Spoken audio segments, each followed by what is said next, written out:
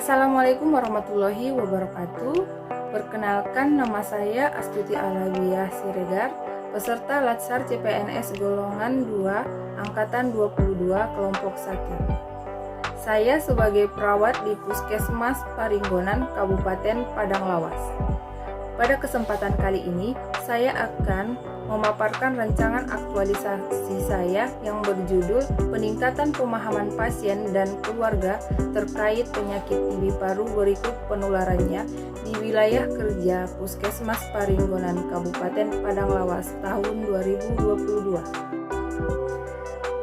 Setelah melihat gambaran kondisi berdasarkan permasalahan yang muncul di lapangan di Puskesmas Paringgonan, maka telah dilakukan pengidentifikasian isu yang akan diangkat dalam laporan aktualisasi ini. Antara lain, yang pertama, rendahnya pemahaman pasien dan keluarga terkait penyakit TB paru berikut penularannya di wilayah kerja UPTD Puskesmas Paringgonan tahun 2022. Yang kedua, meningkatnya kasus penderita TB paru di wilayah kerja UPTD Puskesmas Paringgonan tahun 2022. Yang ketiga, ketidakpatuhan penderita TB paru dalam pengobatan. Berdasarkan hasil analisis USG, saya memutuskan mengangkat isu yaitu rendahnya pemahaman pasien dan keluarga terkait penyakit TB paru berikut penularannya di wilayah kerja UPTD Puskesmas Paringgonan tahun 2022. Dan adapun gagasan pemecahan isu yang ditetapkan berdasarkan isu yang diambil adalah peningkatan pemahaman pasien dan keluarga terkait penyakit TB paru berikut penularannya di wilayah kerja UPTD Puskesmas Paringgonan Kabupaten Padang Lawas tahun 2022. Gagasan dan kegiatan kreatif yang pertama yaitu membuat materi terkait penyakit TB paru serta penularannya. Yang kedua, membuat leaflet dan poster tentang penyakit TB paru berikut penularannya. Yang ketiga, melakukan edukasi kepada pasien dan keluarga tentang penyakit TB paru berikut penularannya di Puskesmas Paringgonan. Yang keempat, melakukan edukasi melalui home visit di wilayah kerja UPTD Puskesmas Paringgonan. Yang kelima, membuat media konseling kepada peserta TB paru melalui WA Group. Rancangan aktualisasi. Kegiatan yang pertama, membuat materi terkait penyakit TB paru serta penularannya. Tahapan kegiatan yang pertama meminta izin kepada mentor untuk melakukan penyusunan materi penyakit TB paru serta penularannya. Yang kedua, mencari bahan materi penyakit TB paru serta penularannya. Yang ketiga, mengevaluasi materi penyakit TB paru serta penularannya dengan mentor. Output, tersedianya materi. Keterkaitan dengan nilai-nilai dasar ASN berakhlak. Yang pertama, berorientasi pelayanan. Yang kedua, akuntabel. Ketiga, kompeten. Keempat, harmonis. Kelima, loyal. Keenam, adaptif. Ketujuh, kolaboratif. Smart ASN dan manajemen ASN. Kegiatan yang kedua yaitu membuat leaflet dan poster tentang penyakit TB paru serta penularannya. Tahapan kegiatan yang pertama yaitu meminta izin kepada mentor untuk membuat leaflet dan poster tentang penyakit TB paru. Yang kedua, mencari referensi.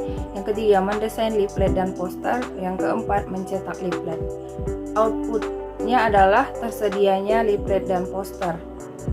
Keterkaitan dengan nilai dasar ASN berakhlak. Yang pertama, berorientasi pelayanan. Yang kedua, kompeten. Yang ketiga, loyal. Yang keempat, adaptif.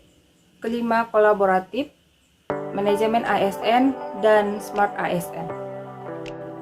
Ketiga, melakukan edukasi kepada pasien dan keluarga tentang penyakit TB paru dan penularannya di UPTD Puskesmas Paringgonan.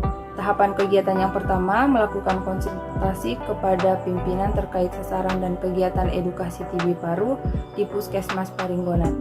Yang kedua, melakukan pretest kepada pasien dan keluarga dalam bentuk kuesioner. Yang ketiga, membagikan leaflet kepada pasien dan keluarga. Keempat, memasang poster tentang penyakit TB paru di Puskesmas Paringgonan. Kelima, melakukan edukasi mengenai pentingnya pencegahan dan penanganan tuberkulosis. Yang keenam, melakukan post-test pada pasien dan keluarga pasien penderita TB paru. Outputnya terlaksananya edukasi kepada pasien dan keluarga tentang penyakit TB paru serta penularannya di Puskesmas Paringgonan. Keterkaitan dengan nilai dasar berakhlak, yang pertama berorientasi pelayanan, kedua akuntabel, yang ketiga harmonis, 4 loyal, 5 adaptif, 6 kolaboratif, manajemen ASN dan smart ASN. Kegiatan yang keempat yaitu melakukan edukasi melalui home visit di wilayah kerja UPTD Puskesmas Paringgonan.